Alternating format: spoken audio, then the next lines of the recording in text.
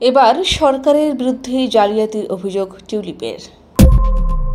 British labour পার্টির প্রভাবশালী MP এবং প্রধানমন্ত্রী শেখ হাসিনার ভাগ্নি টিউলিপ রেজওয়ানা সিদ্দিককে কেন্দ্র করে যুক্তরাজ্য ও বাংলাদেশের রাজনীতিতে তীব্র আলোচনা তৈরি হয়েছে। তার বিরুদ্ধে দ্বৈত নাগরিকত্ব লুকানো, দুর্নীতি, ক্ষমতার অপব্যবহার এবং বাংলাদেশে অবৈধ সম্পদ অর্জনের মতো গুরুতর অভিযোগ উঠেছে। এই বিষয়টি ব্রিটিশ পার্লামেন্টও আলোচনার জন্ম দিয়েছে। বাংলাদেশের এবং যুক্তরাজ্যের পত্রিকা গণমাধ্যমের যৌথ অনুসন্ধানী প্রতিবেদনে উল্লেখ করেছে টিউলিপ বাংলাদেশের নাগরিকত্ব বহন করছে। প্রতিবেদনে তার বাংলাদেশি পাসপোর্ট এবং জাতীয় পরিচয়পত্রের তথ্যের কথা উল্লেখ করা হয়েছে। যদিও টিউলিপ বরাবরই নিজেকে কেবল ব্রিটিশ নাগরিক হিসেবে দাবি করে আসছেন এবং এই নথিগুলোকে ভুয়া ও রাজনৈতিক উদ্দেশ্য প্রণোদিত অপপ্রচার হিসেবে আখ্যায়িত করেছেন। দ্বৈত নাগরিকত্বের অভিযোগের পাশাপাশি বাংলাদেশের বিভিন্ন দুর্নীতি মামলায় তার নাম উঠে এসেছে। অভিযোগ অনুযায়ী খালা শেখ হাসিনার প্রধানমন্ত্রী থাকা অবস্থায় ক্ষমতার প্রভাব ব্যবহার করে তিনি ও তার পরিবার ঢাকায় অবৈধভাবে জমি ও সম্পত্তি দখল করেছেন। বাংলাদেশের দুর্নীতি দমন কমিশন দুদক তার বিরুদ্ধে ঢাকার অভিজাত আবাসিক এলাকায় অবৈধভাবে প্লট গ্রহণের অভিযোগে মামলা করেছে। বর্তমানে টিউলিপ বাংলাদেশি আদালতে অনুপস্থিত আসামি হিসেবে বিচারাধীন।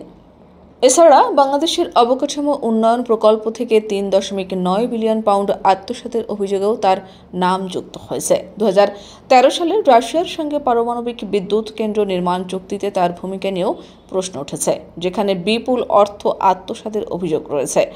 এই অভিযোগগুলো যুক্তরাজ্য আলোড়ন সৃষ্টি করেছে। বিরোধী দল কনজারভেটিভ পার্টির নেতা কেমি ব্যারেনক টিউলিপের পদত্যাগের দাবি জানিয়েছেন। তিনি বলেন, প্রধানমন্ত্রী তার ব্যক্তিগত বন্ধুকে দুর্নীতি দমন মন্ত্রী হিসেবে নিয়োগ দিয়েছেন, যার বিরুদ্ধে নিজেই দুর্নীতির অভিযোগ রয়েছে। শান্তিতে নোবেল বিজয়ী ডক্টর মোহাম্মদ ইউনূস মন্তব্য করেছেন, টিউলিপ যে সম্পত্তি ব্যবহার করছেন তা যদি ডাকাতির টাকা দিয়ে কেনা হয়ে থাকে তবে তা অবশ্যই ফেরত দেওয়া উচিত।